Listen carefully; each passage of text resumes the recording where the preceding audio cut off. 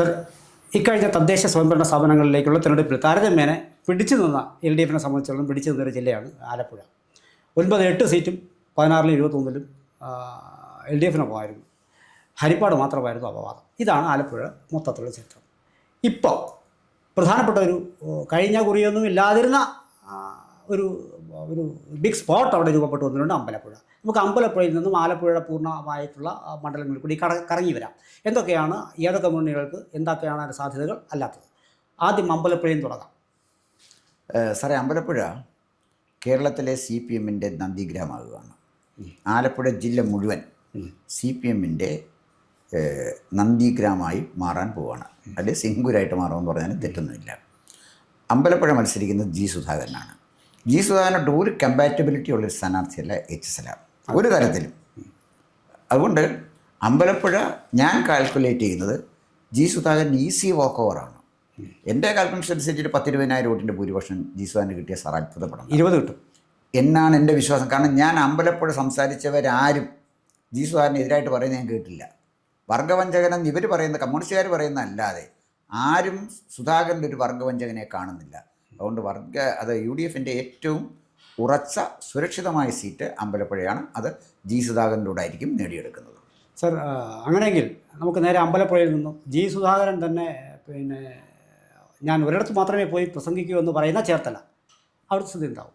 ചേർത്തലയിൽ മത്സരിക്കുന്നത് CPI-യുടെ പ്രസാദ് അല്ലേ? അതെ, 2 മന്ത്രിമാരാണ് അവിടെ ഉള്ളത്. ഞാൻ ചേർത്തലയിലേക്ക് ആദ്യം വന്നത് ഇങ്ങനൊരു പ്രസ്താവന G. സുധാകരൻ നടത്തിയതുകൊണ്ടാണ് അവിടെ വന്നത്. അപ്പോൾ അവിടെ ഒരു സാമുദായികമായ ചില വിഷയങ്ങളും കൂടിയുള്ള സ്ഥലമാണ് ആലപ്പുഴ എന്ന് പറയുന്നത്. അപ്പോൾ ഈ സുധാകരൻ എഫക്റ്റ് അതിൽ ഒരു മന്ത്രിയെ കൊണ്ട് മറക്കുമോ എന്നാണ് ഞാൻ ചോദിക്കുന്നത്. അല്ല, സുധാകരൻ എഫക്റ്റ് ഈ പ്രസാദ് പേഴ്സണലി ജെൻറ്റിൽമാനാണ്. അതിന് തർക്കമൊന്നുമില്ല. CPI-യുടെ മന്ത്രിമാരെല്ലാം പേഴ്സണലി നല്ല ആളുകളാണ്. പക്ഷേ CPI എന്ന് പറയുന്നൊരു പാർട്ടി ഒരു ഗുണമുള്ള പാർട്ടിയല്ല. അത് ജനങ്ങളെ ആകർഷിക്കുന്നൊരു പാർട്ടിയല്ല. അത് കാലഹരണപ്പെട്ട പാർട്ടിയാണ്. സാറേ, ഒരു മരുന്നിന് എക്സ്പയറി ഡേറ്റ് ഇല്ലേ? എക്സ്പയറി ഡേറ്റ് കഴിഞ്ഞാൽ മരുന്ന് മെഡിക്കൽ സ്റ്റോറിൽ ഇരുന്നാൽ ആരെങ്കിലും വാങ്ങിക്കൂ. അത് കച്ചവടം ചെയ്യുന്നത് നല്ല ആളാണെങ്കിൽ നമ്മൾ വാങ്ങിക്കില്ല. സ്നേഹം കൊണ്ട് എക്സ്പയറി ഡേറ്റ് കഴിഞ്ഞാൽ മരുന്ന് വാങ്ങിക്കത്തില്ല. പ്രസാദ് തൂക്കും എന്നല്ല ഞാൻ പറയുന്നത്. പ്രസാദിന് ശക്തമായ വെല്ലുവിളിയാണ് ഈ തെരഞ്ഞെടുപ്പിന് നേരിടേണ്ടി വരുന്നത്. അതിലേറ്റവും പ്രധാനപ്പെട്ട ആൻറ്റി ഇൻകംബൻസി തന്നെയാണ്. പിന്നെ അവിടെ പ്രസാദിനെതിരെ അവിടെ നിൽക്കുന്ന സ്ഥാനാർത്ഥി സാർ എന്ന് പറഞ്ഞിട്ട് P. Prasad CPI, KR Rajendra Prasad Congress, TP Anandaraj BDJS ആണ്. അപ്പോൾ അവിടെ വ്യത്യാസം വരുന്നത് രാജേന്ദ്ര പ്രസാദ് നമുക്ക് തള്ളിക്കളയാവുന്ന ഒരു സ്ഥാനാർത്ഥിയല്ല. രാജേന്ദ്ര പ്രസാദ് തള്ളിക്കളയാവുന്ന സ്ഥാനാർത്ഥിയല്ല. പക്ഷേ അവിടെ ശരിക്കും മത്സരം നടക്കുന്നത് രാജേന്ദ്ര പ്രസാദുമായിട്ടല്ല. മറ്റേ പ്രസാദും TP ആനന്ദരാജാണ് BDJS-ൻ്റെ. അല്ല, സോറി, രാജേന്ദ്ര പ്രസാദും കൂടാണ്. മറ്റേ ആനന്ദരാജന് വലിയ റോൾ ഞാൻ കാണുന്നില്ല. ഇല്ല, അത് കാര്യമായ ഒരു മുന്നേറ്റം അവിടെ നടത്താൻ കഴിയുമെന്ന്. അതായത് സാർ പറയുന്നത് പ്രസാദിന് ഇക്കുറി സുധാകരൻ്റെ ഭാഗത്തു നിന്നുണ്ടായ വെല്ലുവിളി ഒരു കനത്ത വെല്ലുവിളി തന്നെയാണ്. കനത്ത വെല്ലുവിളി തന്നെയാണ്. കനത്ത വെല്ലുവിളി. അത് അതിൻ്റെ കാരണം ഭരണവിരുദ്ധ വികാരം കൂടെ ഉണ്ടെന്ന് സാർ മനസ്സിലായിക്കോണം. പക്ഷേ മന്ത്രി എന്നുള്ള നിലയിൽ അദ്ദേഹത്തിൻ്റെ പെർഫോമൻസ് മോശമല്ല. സാധാരണക്കാരനാണ്. ആളുകൾക്ക് എപ്പോഴും ചെല്ലാൻ പറ്റും. ഡൗൺ ടു എർത്ത് ആണ്. നല്ല ആളാണ്. പക്ഷേ അതിനെയൊക്കെ അതിജീവിക്കുന്നതാണ് അത്. പിന്നെ CPI എന്ന് പറയുന്ന പാർട്ടിയോടുള്ള വിദ്വേഷം ചില വിഭാഗം ജനങ്ങളുടെ മനസ്സിൽ കനൽ മൂടിക്കിടപ്പുണ്ട്. അത് എത്രമാത്രം പുറത്തു വരുമെന്ന് എനിക്കറിഞ്ഞൂടാ. പ്രസാദ് ആയതുകൊണ്ട് അതെങ്ങനെ വരുമെന്നും എനിക്കറിഞ്ഞൂടാ. എന്തായാലും ശരി, അവിടെ ചേർത്തല നല്ലൊരു മത്സരമായിരിക്കും. BDJS-ന് അവിടെ വലിയ റോളുള്ളതായിട്ട് എനിക്ക് തോന്നുന്നില്ല.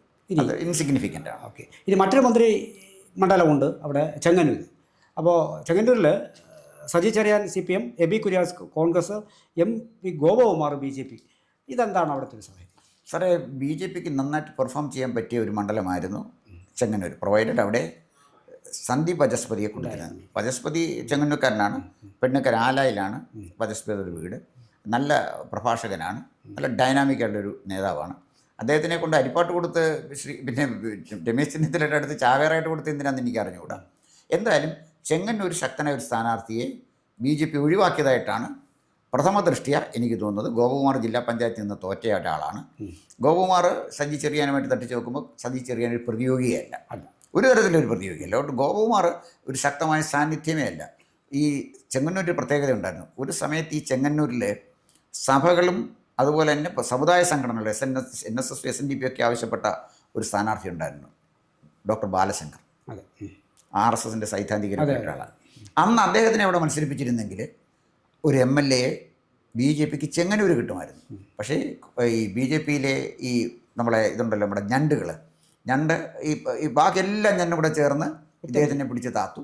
അതുകൊണ്ടൊരു സീറ്റ് നഷ്ടപ്പെട്ടു പോയി. പിന്നെ PS ശ്രീധരൻപിള്ള വന്നെങ്കിലും അദ്ദേഹത്തിന് കാര്യമായിട്ട് പെർഫോം ചെയ്യാൻ പറ്റിയില്ല. അദ്ദേഹത്തിൻ്റെ ലീഡർഷിപ്പ് എസ്റ്റാബ്ലിഷ് ചെയ്യാൻ പറ്റുന്നില്ല. കാരണം എന്തുകൊണ്ടോ എൻ്റെ വളരെ അടുത്ത സുഹൃത്തൊക്കെയാണ്. പക്ഷെ ഒരു നേതാവായിട്ട് മാറാനുള്ള ഒരു ഇൻഗ്രീഡിയൻ്റ് അദ്ദേഹത്തിന് പേഴ്സണാലിറ്റി ഇല്ല. BJPയുടെ ഒരു നേതാവായിട്ട് മാറാനുള്ള ഇൻഗ്രീഡിയൻ്റ് അദ്ദേഹത്തിന് നല്ലതായിട്ട് പുസ്തകം എഴുതുന്ന ആളാണ്. അദ്ദേഹത്തിൻ്റെ ഒരു പുസ്തകം ഞാനാണ് അതിന് അവതാരിക എഴുതിയിരിക്കുന്നത്. എനിക്ക് വളരെ അടുത്ത ബന്ധമുള്ള ആളാണ്. ഗോവയിൽ ഗവർണറായിരുന്നു, പോയി കാണുകയൊക്കെ ചെയ്തത്. പക്ഷേ അദ്ദേഹത്തിന് അത് കഴിഞ്ഞില്ല. അങ്ങനെ ഒരു ചെറിയ പരിമിതിയോടുണ്ട്. ചെങ്ങന്നൂർ എന്തായാലും സാറേ ഈ ഗോപകുമാർ അവിടെ റോളില്ല. മറിച്ച് അത് UDFും സജി ചെറിയാനുമായിട്ടുള്ള മത്സരമാണ്. അതിനകത്ത് ഒരു കാര്യം ഞാൻ ഉറപ്പിച്ച് പറയാം, സജി ചെറിയാൻ കടുത്ത വെല്ലുവിളിയാണ് അവിടെ നേരിടുന്നത്. ഒരുപക്ഷെ BJPക്കാരെ സഹായിച്ചില്ലെങ്കിൽ സജി ചെറിയാൻ ജയിക്കാൻ ഒത്തിരി പ്രയാസമെന്നാണ് എനിക്ക് തോന്നുന്നത്. അപ്പോൾ ഇനി നമുക്ക് നേരെ ഹരിപ്പാടേക്ക് വരാം. ഹരിപ്പാട് ഈ പറഞ്ഞതുപോലെ സന്ദീപ് വാചസ്പതി ഒരു ഘട്ടത്തിന് ശേഷം ആണ് ഹരിപ്പാടേക്ക് വരുന്നത്. പക്ഷേ അവിടെ അദ്ദേഹം തൻ്റെ വരവ് കൃത്യമായി തന്നെ അറിയിച്ചിട്ടുണ്ട്. കുറച്ച് കൂടുതൽ പേർക്കില്ലേ സാറേ? കുറച്ച് കൂടുതൽ പേർക്കില്ലേ ഹരിപ്പാട് ചെന്നിത്തല? അല്ല, ചെന്നിത്തല അങ്ങനെ വലുതായിട്ട് വേർക്കേണ്ട കാര്യം വരുന്നില്ല സാറേ. കാരണം ചെന്നിത്തലയ്ക്ക് ഒരു സ്വാധീനമുള്ളൊരു മണ്ഡലമാണ് ഹരിപ്പാട്. ചെന്നിത്തല അവിടെ ജയിച്ചു വന്ന ആരെ തോപ്പിച്ചുകൊണ്ടാണ്? CBC വാര്യരെ തോപ്പിച്ചുകൊണ്ടാണ്. അതെ, നല്ല കാലത്ത് CBCയുടെ നല്ല കാലത്ത്. അപ്പം ഈ CBCയെ കാട്ടി മിടുക്കനാണെന്നോ? അന്നത്തെ കാലത്തെ CBCയെ കാട്ടി വലുതാണെന്നോ? അപ്പം പിന്നെ രമേശ് ചെന്നിത്തലയുടെ കാര്യത്തിനകത്ത് അവിടെ വലിയൊരു പ്രശ്നമില്ല. പക്ഷേ സന്ദീപ് വാചസ്പതിക്ക് അവിടെ റോള് സൃഷ്ടിക്കാൻ പറ്റിയിട്ടുണ്ട്. വേറെ ഏത് BJP സ്ഥാനാർത്ഥിയെ കൊടുത്തിരുന്നാലും തീർച്ചയായിട്ടും അവിടെ രമേശ് ചെന്നിത്തലയ്ക്ക് ഒരു പ്രതിയോഗിയെ കൊടുക്കണമെങ്കിൽ സന്ദീപ് വാചസ്പതി കൊള്ളാം. അല്ലെങ്കിൽ പിന്നെ ശോഭാ സുരേന്ദ്രനെ അവിടെ മത്സരിപ്പിക്കണം. അവർ 2ാം സ്ഥാനത്ത് വന്നതാണ്. പാർലമെൻറ്റ് തിരഞ്ഞെടുപ്പിൽ 2ാം സ്ഥാനം വന്നാണ്. വളരെ നാരോ വോട്ടിൻ്റെ വ്യത്യാസം ഉണ്ടായിരുന്നു. അപ്പോൾ അതുകൊണ്ട് സന്ദീപ് വാചസ്പതി ഒരു നല്ല ഓളം സൃഷ്ടിച്ചു. എന്നെങ്കിലും ഒരു കാലത്ത് BJPക്ക് കിട്ടാൻ സാധ്യതയുള്ളൊരു സീറ്റാണ് പിന്നെ ഹരിപ്പാട്. പക്ഷേ ഹരിപ്പാടൊന്നും രമേശ് ചെന്നിത്തല മാറിയെങ്കിലേ ആ കസേര ഒഴിയൂ. അതുവരെ കമ്പിയെ പിടിച്ചുകൊണ്ട് നിൽക്കേണ്ട ഒരു സീറ്റേ കിട്ടാൻ പ്രയാസമാണ്. അത് വരും, സംശയിക്കണ്ട. ചരലി ഒരു ഓട്ടപ്രദക്ഷിണം. അരൂർ ദലീമയും ഷാനിമോളുമാണ്.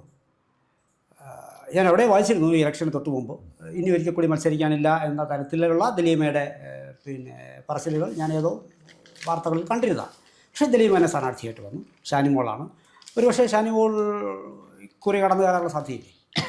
ഷാനിമോൾക്ക് സാധ്യതയുണ്ട് സാറേ. കാരണം ദലീമ ഒരു എഫക്റ്റീവ് MLA അല്ല. കാരണം നിയമസഭയിലും ദലീമയുടെ ഒരു പ്രകടനം വളരെ ദുർബലമായിരുന്നു. പിന്നെ ഒരു MLA അവിടെ ഉണ്ട് എന്നുള്ളതല്ലാതെ പിന്നെ അവിടെ ആരും ഒരു കാര്യമായി എന്തെങ്കിലും ദലീമ ചെയ്തിട്ട് ആരും പറയുന്നില്ല. ഞാൻ മനസ്സിലാക്കാം അവിടെ ഷാനിമോൾ ഉസ്മാൻ ഒരു അപ്പർ ഹാൻഡുള്ളതായിട്ടാണ് എനിക്ക് തോന്നുന്നത്. BJP സ്ഥാനാർത്ഥി ആരും അവിടെ? BJP സ്ഥാനാർത്ഥി VS ജ്യോതിസ് എന്ന് പറഞ്ഞിട്ട് BDJസിൻ്റെ. അത് വലിയ കാര്യമൊന്നുമില്ല. അല്ല സാർ, അത് കാര്യമില്ല. അവിടെ പിന്നെ ഷാനിമോൾ ഉസ്മാൻ്റെ അപ്പർ ഹാൻഡ് ഉണ്ട്. ഇനി നമുക്ക് പിന്നെ ആലപ്പുഴയിലേക്ക് വന്നു കഴിഞ്ഞാൽ PP Chittaranjan, AD Thomas Congress, AJ job BJP. അപ്പോൾ ചിത്തരഞ്ജൻ ഈ വാർത്തകളിൽ കൂടിയൊക്കെ ഏറെ വിരുദ്ധ വികാരം അയാളെ സ്വന്തം നിലയിൽ തന്നെ കുറേ വാങ്ങിച്ചു വച്ചിട്ടുണ്ട്. ചിത്തരഞ്ജൻ ഇത്തവണ എങ്ങനെയാണ് സാധ്യത എന്നാണ് സാർ കാണുന്നത്? സാറേ, ആലപ്പുഴ ആ മണ്ഡലത്തിലെ വോട്ട് തീരുമാനിക്കുന്നതിൽ വലിയൊരു പങ്ക്, ഒരു വലിയ റോളുള്ളത് ലത്തീൻ കത്തോലിക്ക സഭ. അതെ, തീരദേശത്ത് വലിയൊരു വോട്ട് സ്വാധീനമാണ്. അപ്പം സഭ എത്രമാത്രം ചിത്തരഞ്ജൻ അനുകൂലമായിട്ട് നിൽക്കുമെന്ന് എനിക്കറിഞ്ഞൂടാ. എന്നാലും സഭയിൽ ഒരു കാര്യമുണ്ട്. സഭയിൽ 3 തരം ചിന്താഗതിയുണ്ട്. ഒന്ന്, കോൺഗ്രസ് അനുകൂലമായിട്ട് ചിന്തിക്കുന്ന അച്ഛന്മാരുടെ കാര്യം എനിക്ക് പറയുന്നത്. കോൺഗ്രസ് അനുകൂലമായി ചിന്തിക്കുന്ന അച്ഛന്മാർ, CPMന് അനുകൂലമായിട്ട് ചിന്തിക്കുന്ന അച്ഛന്മാർ, BJPക്ക് അനുകൂലമായിട്ട് ചിന്തിക്കുന്ന അച്ഛന്മാരോടുണ്ട്. മോദിയുടെ വികസന നയത്തെ സപ്പോർട്ട് ചെയ്യുന്ന ആളുകളെന്നാണ് ഞാൻ അർത്ഥമാക്കുന്നത്. അവിടെ ഈ പിന്നെ ചിത്തരഞ്ജനെതിരായിട്ട് നിൽക്കുന്ന ആ ചെറുപ്പക്കാരനെ രക്ഷാപ്രവർത്തനത്തിൻ്റെ ഭാഗമായിട്ട് കേരളത്തിലെ വാർത്തകളിലൊക്കെ വന്ന ഒരാളാണെന്നാണ് എനിക്ക് തോന്നുന്നത്, അല്ലേ? അപ്പം രക്ഷാപ്രവർത്തനം ആണ്. അപ്പോൾ അദ്ദേഹത്തിനെ കേരളത്തിൽ മുഴുവൻ അറിയപ്പെടുന്നത് രക്ഷാപ്രവർത്തനത്തിൻ്റെ ഇരയായതുകൊണ്ടാണ്. പിന്നെ അവിടുത്തെ ഒരു ഡെമോഗ്രഫി നോക്കിയാൽ അവിടെ ചിത്തരഞ്ജനേക്കാൾ ചാൻസ് ഈ പിന്നെ കോൺഗ്രസ് സ്ഥാനാർത്ഥിക്കാണ്. കാരണം ഈ CPMന് വേണ്ടി വാദിച്ച് ഇയാളൊരു വകയായിട്ടുണ്ട്. വകയായി തന്നെ സാറേ. ഒരു MLA കൃത്യമായിട്ട് ആളുകൾ പിന്നെ വിലയിരുത്തും സാറേ. MLAയുടെ പെർഫോമൻസ് അവർ കൃത്യമായിട്ട് വിലയിരുത്തും. MLA എന്ത് ചെയ്തു, എന്ത് ചെയ്തില്ല എന്നറിയാം. MLAയുടെ കൈകൾ അഴിമതി ഉള്ളതാണോ, കറ പുരളാത്ത കൈയാണോ, ഇതൊക്കെ ജനത്തിന് നന്നായിട്ട് അറിയാം.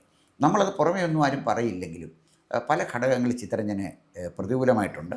ഇപ്പോഴത്തെ എൻ്റെ ഒരു വിശ്വാസം അവിടെ ഈ ചെറുപ്പക്കാരൻ പയ്യന് നമ്മുടെ ഈ പിന്നെ രക്ഷാപ്രവർത്തനത്തിൻ്റെ ഇരയ്ക്ക് ഒരു നല്ല ചാൻസ് ഉള്ളതായിട്ടാണ്. പിന്നെ ജോബാണല്ലോ അവിടെ നിൽക്കുന്നത്. ജോബ് കോൺഗ്രസ്സുകാരനായിരുന്നു. കോൺഗ്രസ്സുകാരുമായിട്ട് നല്ല, എൻ്റെ ഒരു ഫ്രണ്ടാണ് ജോബ് അവിടെ നല്ല എല്ലാവർക്കും അറിയുന്ന ഒരാളാണ്, നല്ല പ്രവർത്തകനൊക്കെ ആയിരുന്നു. പക്ഷേ അദ്ദേഹം ഇപ്പം BJP-യിലേക്ക് പോയി. ജോബിന് അവിടെ വലിയൊരു സ്വാധീനം ചെലുത്താൻ പറ്റുമെന്ന് എനിക്ക് തോന്നുന്നില്ല. സാർ, ഇനി വരുന്ന കുട്ടനാടേക്കാണ്. അവിടെ തോമസ് കെ തോമസ് ഉണ്ട്, റജി ചെറിയാൻ കേരള കോൺഗ്രസിൻ്റെ ഉണ്ട്, പിന്നെ BDJSൻ്റെ സന്തോഷ് ശാന്തി. എന്തായിരിക്കും അവിടെ? റജി ചെറിയാൻ അവിടെ വലിയൊരു ഹോട്ടലിൻ്റെ ഉടമയാണ്, റമദ എന്ന് പറയുന്നൊരു ഹോട്ടലിൻ്റെ ഉടമയാണ്. റജി ചെറിയാൻ കുറേ വ്യക്തിപരമായ ബന്ധങ്ങളൊക്കെ അവിടെ ഉണ്ട്, പ്രവാസിയാണ്, വ്യവസായിയാണ്. പക്ഷേ അതുകൊണ്ടൊന്നുമല്ല, മറിച്ച് ഈ ഭരണവിരുദ്ധ വികാരം ഈ തോമസ് കെ തോമസിന് എതിരായിട്ടുണ്ട്. തോമസ് കെ തോമസ് ഒരു എഫക്റ്റീവ് MLA അല്ലായിരുന്നു. കാരണം ഒരു നിശബ്ദ സാന്നിധ്യം. സാറേ, ഒരു നേതാവിനെ ഒരു ആളെ ജനങ്ങളെടുക്കണമെങ്കിൽ അയാൾക്ക് ഒരു ക്വാളിറ്റി എന്തെങ്കിലും വേണ്ടി.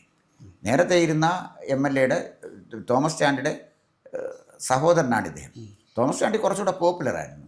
തോമസ് കെ തോമസ് അതിനുള്ള ഒരു ആളപാവമാണ്, പക്ഷേ ഒരു MLA എന്നുള്ള നിലയിൽ ഇൻഎഫക്റ്റീവാണ്. അപ്പം അതുകൊണ്ട് ഒരു രണ്ടാമതൊരു ടൈം തോമസ് കെ തോമസിന് കൊടുക്കുമെന്ന് ഞാൻ കരുതുന്നില്ല. അവിടെ കേരള കോൺഗ്രസിൻ്റെ സ്ഥാനാർത്ഥിക്കാണ് അവിടെ കൂടുതൽ സാധ്യതയുള്ളത്. പക്ഷേ ശരിക്കും BDJS നല്ലൊരു സ്ഥാനാർത്ഥി, കഴിഞ്ഞ പ്രാവശ്യം സുഭാഷ് വാസോടെ നിന്ന് നിസ്സാര വോട്ടിനാണ് തോറ്റുപോയത്. അതുപോലൊരു സ്ഥാനാർത്ഥി അവിടെ കൊടുത്തിരുന്നുവെങ്കിൽ ഹിന്ദു വോട്ടുകൾ അവിടെ കൺസോളിഡേറ്റ് ചെയ്യാൻ കഴിഞ്ഞാൽ ഈ കുട്ടനാട്ടിൽ നല്ലൊരു സ്ഥാനാർത്ഥിക്ക് ജയിക്കാനുള്ള സാധ്യതയുണ്ട്.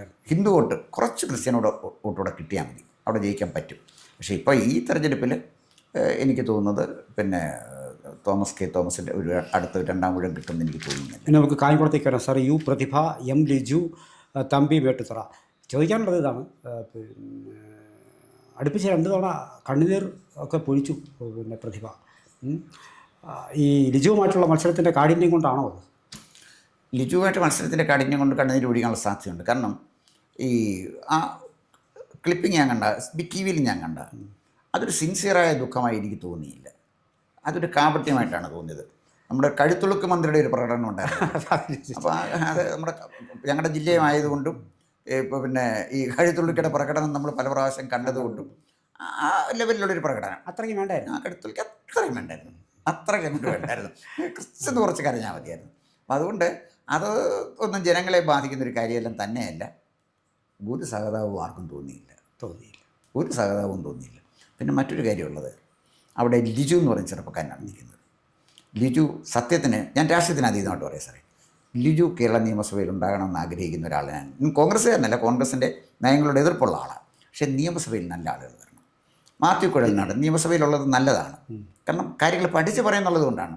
ലിജു അതുപോലെ തന്നെ നല്ല പഠിച്ച് പറയുന്ന ചെറുപ്പക്കാരനാണ്, നല്ല ഭാവിയുള്ള ചെറുപ്പക്കാരനാണ്, കാര്യങ്ങൾ നന്നായിട്ട് അവതരിപ്പിക്കുക, വളരെ മര്യാദക്കാരനാണ്. അവിടെ ഇതെല്ലാം ഒരു പക്ഷേ വോട്ടർമാരെയും സ്വാധീനിക്കുമല്ലോ. പിന്നെ പ്രതിഭയ്ക്ക് 2 ടൈം ആയില്ലേ, ഒരു ആൻറ്റി ഇൻകംബൻസി ഫാക്ടർ ഉണ്ടല്ലോ. അപ്പോൾ അതുകൊണ്ട് നമ്മൾ വിചാരിക്കുന്ന പോലെ അത്ര എളുപ്പമല്ല